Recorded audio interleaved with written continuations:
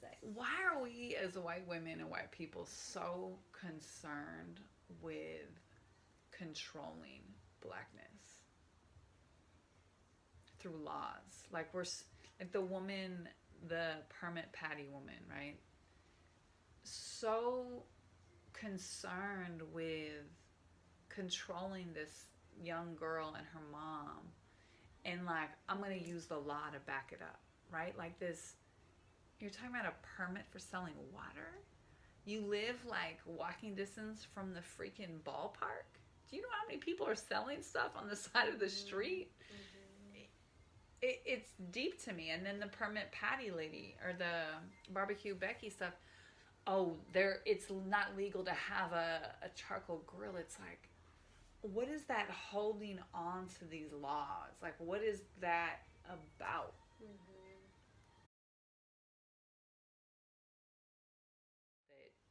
in any kind of trauma response, the reptilian brain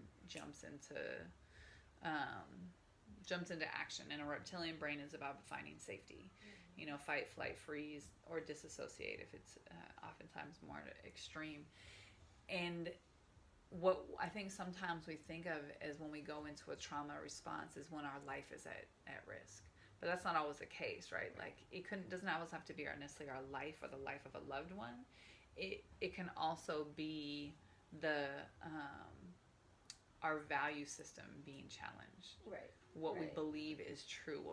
That's why there can be fights or even people pulling guns out on people at a sporting event when you're talking shit about your team.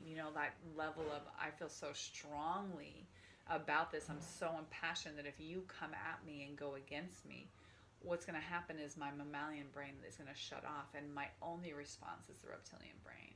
And what we know about the reptilian brain is it doesn't think through shit. It just responds. And so I'm thinking a lot about this, like this fight, flight, freeze response, right? And if you think about these situations, right, like Permit Patty's response was a fight.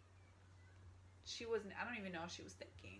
Like she at first, it was her discomfort and, right, this white, I think she was thinking in that earlier time, she was annoyed. She was frustrated and mad because her comfort was being compromised. Whereas people of color and poor people in this country are like, our shit gets compromised all the time. But we know that we don't have like that same level of institutional backing, so people have had to just deal with discomfort on a regular basis. We see it to the extreme at the border right now, right? The level of, you don't have say in your comfort, you don't have say in your kid being taken away from you because the system is more powerful than your needs. White women don't even know what that feels like on a regular basis. And so when we get into lines where it's hella people and we have to wait for everything, usually we're the ones in line like, oh my God, why is this taking so long, right? We're complaining. Everyone else is just like, it's just life. This is what happens. And so that, I feel like that initial piece is really about the behavior of whiteness, of not really knowing comfort outside of discomfort, right? And so, but then once it's like you watch her in the process, she gets irate. All of a sudden she's like, oh, well, I'm going to call the police. Like that's her fight response. Like,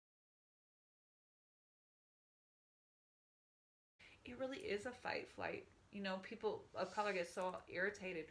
Why can't we just talk about race with white people? Why are they get so defensive? What are they doing? They're getting defensive. They're going to fight about it. Respond with like what? Are you calling me a racist? Right. Feeling personally attacked. Flight, be like, oh, well, I'm just not even going to have this conversation, right? And they bounce. Or freeze, just kind of getting stuck and like, I don't know what to do, right? And I think we've all felt all of those.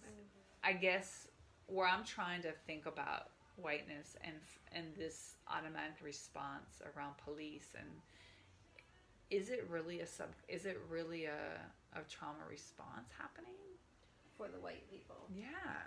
And if it is, to me, it opens up this context of like why healing the racialized trauma is so important, because ultimately we can learn all day long. We could read every book, learn about the history.